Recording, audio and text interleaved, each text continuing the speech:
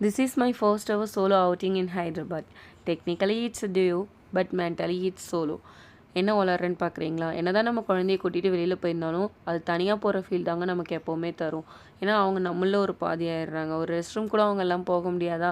அப்புறம் இப்படி வெளியில் போனாலும் நம்ம போகிறோம் அப்படின்னா கண்டிப்பாக இவங்கள தூக்கிட்டு போகிற மாதிரி தான் இருக்கும். அதனால் நம்ம அப்படின்னாலே அதில் பாதி அவங்க ஆயிடுறாங்க. அதனால் எங்கே போனாலும் நமக்கு அது தனியாக போகிற மாதிரி தான் இருக்கும். மற்றவங்களுக்கு அது குழந்தையோட போகிற மாதிரி இருக்கும். காலையிலேருந்து ஒரே ஆடங்க. அவனை எங்கேயாவது கூட்டிகிட்டு போய் காம் பண்ணணும் அப்படின்னு யோசிச்சுட்டு இருந்தப்போ தான் ஷில்பாராமம் ஞாபகம் வந்துச்சு. ஷில்பாராமம் ரொம்ப நாளாக போகணும் அப்படின்னு நினச்சிட்டு இருந்தேன். பக்கத்தில் தான் இருக்குது, பட் போக முடியல. ஒரே வேலை, அப்புறம் இவங்கள பார்க்குறது அப்படின்னு பிஸியாக போயிடுச்சு. சரி, இவங்களும் வந்து விளையாடுறதுக்கு எந்த குழந்தைங்களும் இல்லாமல் கஷ்டப்படுறாங்க. அங்கே வந்து சில்ட்ரன்ஸ் ப்ளே ஏரியா இருக்குது, அது ஒரு ப்ளஸ் பாயிண்ட் எங்களுக்கு. ஸோ அங்கே போயிட்டோம்னா 7 மணி வரைக்கும் நம்ம வந்து விளையாட வச்சு கூட்டிகிட்டு வரலாம். அங்கேயும் நிறைய குழந்தைங்க வருவாங்க. அவங்களோட இன்ட்ராக்ட் பண்ணுறப்ப இவங்களுக்கும் கொஞ்சம் ஜாலியாக இருக்கும். அப்புறம் நமக்கும் ஒரு மென்டல் பீஸ் கிடைச்ச மாதிரி இருக்கும். அதனால் ஒரே கல்ல 2 மாங்காய் அப்படின்னு பிளான் பண்ணி போயாச்சு. போயிட்டு ஜாலியாக சுற்றி பார்த்துட்டு இருந்தேன். இந்த மாடை கூட உண்மை நினச்சிட்டு என்னோட பையன் போ போ போன்னு சொல்லிகிட்டே இருக்கான். சுட்டி கண்ணம்மா பார்த்து அதில் ஆடு போ போ அப்படின்னு சொல்லுவாங்கள்ல, அதை பார்த்துட்டு ஆடு, மாடு, நாய் எல்லாத்தையும் பார்த்து போ போ போ அப்படின்னு சொல்லிகிட்டே இருப்பான். அடுத்து வந்து இதுதான் ஆர்ட் அண்ட் கிராஃப்ட் வில்லேஜ்.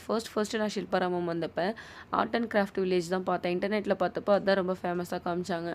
அவங்க வந்து நிறைய வந்து இந்த கிராமத்தில் மனுஷங்களாம் இருப்பாங்கள்ல, அந்த மாதிரி நிறைய செஞ்சு வச்சுருப்பாங்க. அந்த மண் பொம்மைகள்லாம் பார்க்குறதுக்கு அப்படியே ரியலிஸ்டிக்காக இருக்குது. இவங்க வந்து சிலை செஞ்சிட்ருக்காங்க. அடுத்து வந்து ஒரு வில்லேஜ் செட்டப் மாதிரி. அந்த கிராமத்தில் வந்து காலைல மக்கள்லாம் அன்றாடம் வேலைக்கு போவாங்கள்ல, அப்போ கிளம்புவாங்கள்ல, அதோட இதை தான் வந்து அழகாக வந்து காமிச்சிருக்காங்க. இவங்க வந்து மண்பானை செஞ்சிட்ருக்காங்க இந்த வீட்டில். அடுத்து இந்த அங்கிள் என்ன பண்ணுறாங்கன்னு சரியாக தெரியல. இவங்க விறகெல்லாம் எடுத்து வச்சிட்ருக்காங்க. பின்னாடி வந்து அந்த ஆன்ட்டி சமைச்சிட்ருக்காங்க. அப்புறம் அடுத்த வீட்டில் என்ன நடக்குதுன்னு பார்க்கலாம். அடுத்த வீட்டில் என்ன நடக்குதுன்னு பார்க்குறது தப்பு தான், பட் நம்ம அதை தான் சுற்றி பார்க்க வந்திருக்கோம். இவங்க காலையில் வந்து அன்றாட வாழ்க்கையை வந்து என்னெல்லாம் பண்ணுவாங்களோ அதெல்லாம் பண்ணிகிட்ருக்காங்க. இவங்க வந்து ஏதோ அம்பெல்லாம் ரெடி பண்ணிகிட்டு இருந்தாங்க. இந்த ஆண்டி வந்து சந்தைக்கு வந்து விற்கிறதுக்காக பொருள் எடுத்து வச்சிட்ருக்காங்க. இந்த அங்கிள் வந்து கயிறு திரிச்சிட்ருக்காங்க. அந்த லைட் வெளிச்சம் அவங்க மேலே படுற மாதிரி எவ்வளோ அழகாக வந்து செஞ்சுருக்காங்க பாருங்கள். இவங்க வந்து புடச்சிட்ருக்காங்க, முரத்தில் புடச்சிட்ருக்காங்க. அரிசியாக என்னன்னு தெரியல. இது வந்து காய்கறி சந்தை. ஒரு அம்மா யோசிச்சிட்டே காய்கறி விற்றுட்ருக்காங்க. அப்படியே எல்லோரும் கேஷுவலாக பேசிக்கிட்டே காய்கறி விற்கிறாங்களாம்.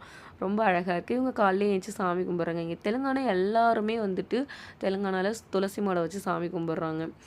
இங்கே வந்து மண் பொம்மைங்க, இந்த ஃபேமஸாக இருக்கும்ல, பழைய படத்தெல்லாம் வந்துட்டு விற்பாங்கள்ல மண் பொம்மை, அது கலர் பெயிண்ட் பண்ணி விற்றுட்ருக்காங்க. கார்பென்ட்ரி ஒர்க் கூட இருக்குது.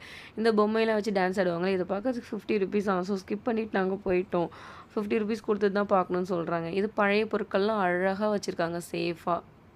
இன்னொரு வீடியோவில் பார்க்கலாம். பாய்.